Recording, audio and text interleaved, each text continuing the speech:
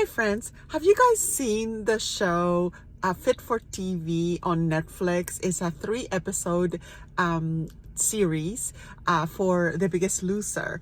I was fascinated by it. There were two key points that I wanted to address. One, that the amount of workouts that they had, and the second one, it was a comment that one of the people said about weight loss that I want to take, bring home, because that is the key thing that occurs in weight loss. But before I do that, I want to introduce myself. My name is Jessica, and I engage myself in I engage with people about conversations about weight loss, weight related issues. I myself have lost 100 pounds, and I am happy to share my struggles and my journey. So going back to The Biggest Loser, the biggest thing that I took from the series was the amount of working out that these people were doing. It was commented that a day they would work out up to 7 hours. Can you imagine working out that much per day? To me, that was just completely bizarre. I don't know that athletes work out that much. They would be approaching hour 5 and they would be like, stop traffic, I gotta sit down. At my most, I probably have worked out for about 2 hours, and then my whole day was shot because I was just exhausted. I wouldn't be able to do anything much other than sit. So I don't know that that's a realistic thing to do, especially when you need to do this for years to continue to maintain your weight. So I think that what obviously the show is seeking is wow factor, right? Extreme weight loss, but it doesn't align with people's way of life once they get back home, because who's going to work out? That's a full-time job, and people, only athletes get paid for that. I certainly don't, and I'm pretty sure you don't either.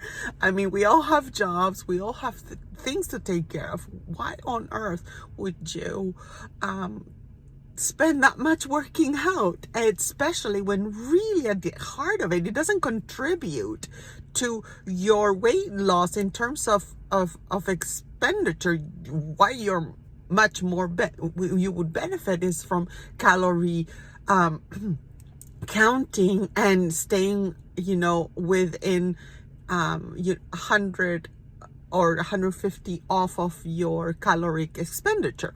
What does that mean? Basically not eating as much as you think you are. Having said that, not skipping meals, because in the last episode, I don't want to give too much away, but in the last episode, there was one woman who lost so much. It was clear that she was not consuming, she was not eating. I was trying to be eloquent, but she's not eating. She's super thin. So that brings me to my next point.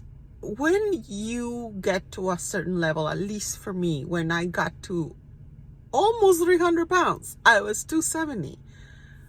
That was not just food. That was a series of things, issues and that were going in my life that were not optimal.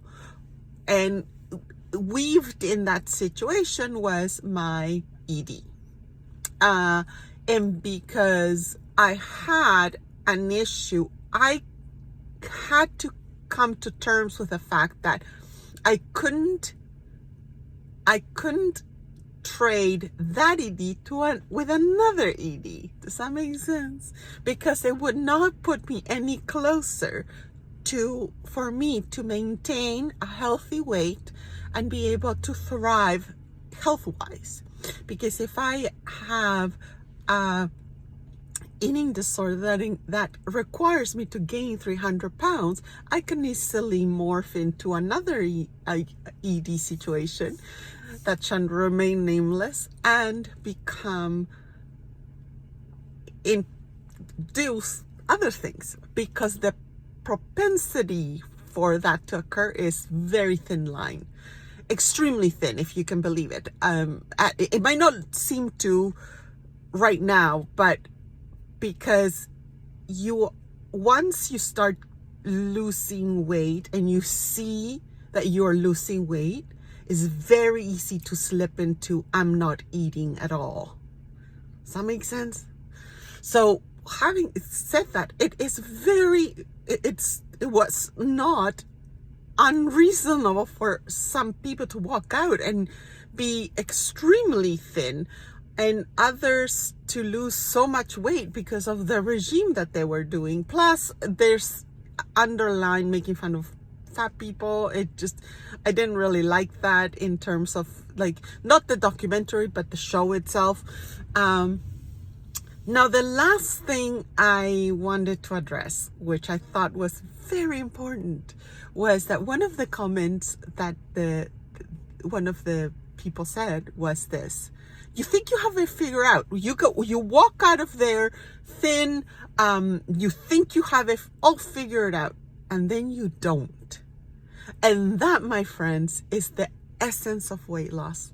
Last year, I spent a lot of months not posting, not doing anything, not changing things, because what was working was no longer working, and I had to figure things out. And I had to figure things out in a way of, okay, this doesn't work, this doesn't work. And in order for me to try to find a medium happy ground between balance and happiness in terms of my weight, there had to be a compromise. This is what I mean. I was 170 pounds. It wasn't working for me because I was unhappy because there was no negotiation there, meaning that my days were, very limited. But once I started using tools like more protein and things, and I started increasing my weight and things like that, my body composition changed, but my weight increased. Am I happier now? Yeah. I like where my body's going, meaning that my waist is even trimmer, and things have changed. But am I heavier? Most likely, yes. But I'm happy with that, and I'm reconciled with that. I wish you all the best, and we'll see you next week with more weight loss conversation. Have a good one.